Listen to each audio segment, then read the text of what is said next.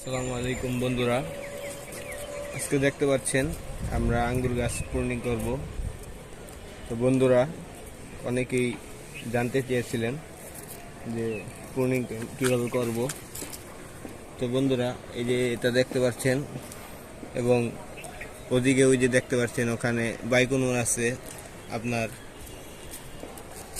মাস্কাটগুলো, তারপরে ভ্যালেস এবং ব্ল্যাক টুবি আর অনেক রকমের জাত আছে এবং আমার বাউন্ডারিতে আরও কিছু জাত আছে। তো বন্ধুরা, আজকে এখানে যেই জাতটি দেখতে পাচ্ছেন এটা হলো বাইকুনুর আঙ্গুর। তো এই গাছটা আমি সোজা লম্বা দিয়ে এমনি ব্রাঞ্চ নিয়েছি, আর ওই পাশে যেই গাছগুলো দেখতে পাচ্ছেন ওগুলোতে ওয়াইফ এদিকে আসে। তো বন্ধুরা দেখতে পাচ্ছেন এগুলা ওয়াই শেপ দিয়েছি, ওয়াই শেপের পরে টি শেপ। তো এগুলো আজকে বন্ধুরা কাটিং হবে। তো আপনারা কিভাবে কাটিং করবেন বন্ধুরা দেখতে পাচ্ছেন এখানে একটি দুইটি। তো আপনারা কালো বা লাল জাতীয় আঙ্গুরের ক্ষেত্রে সবসময় খেয়াল করবেন দুইটির উপরে বাট নেবেন না।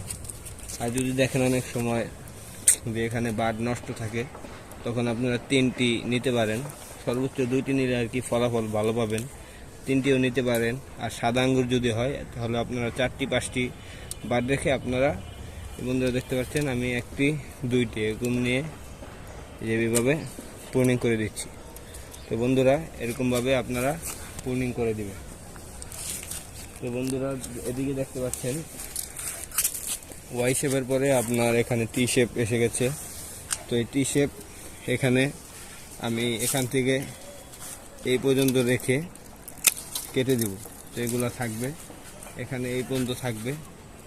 আর ওদিকে যেই সাইড ব্রাঞ্চগুলো আছে ওয়াই শেপের, এখানে আমি 2 বাট করে রেখে বাকিগুলো কেটে দেব। তো আপনারা দেখতেই পাচ্ছেন কীভাবে কাটিং করলাম, এমনইভাবে সব কাটিং করে দেব।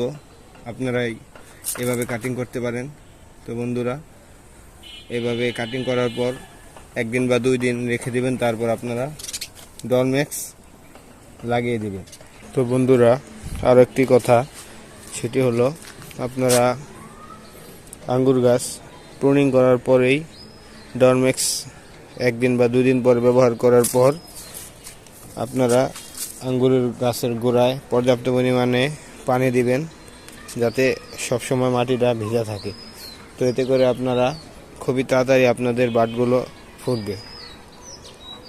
তো বন্ধুরা, এভাবেই আপনারা আঙ্গুর গাছের প্রুনিং করবেন। তো আমি মোটামুটি আমার কয়েকটা গাছ বাকি আছে, মোটামুটি আমি আঙ্গুর গাছ প্রুনিং করে ফেলেছি। তো বন্ধুরা, আজকের ভিডিওটি এ পর্যন্তই। আসসালামু আলাইকুম।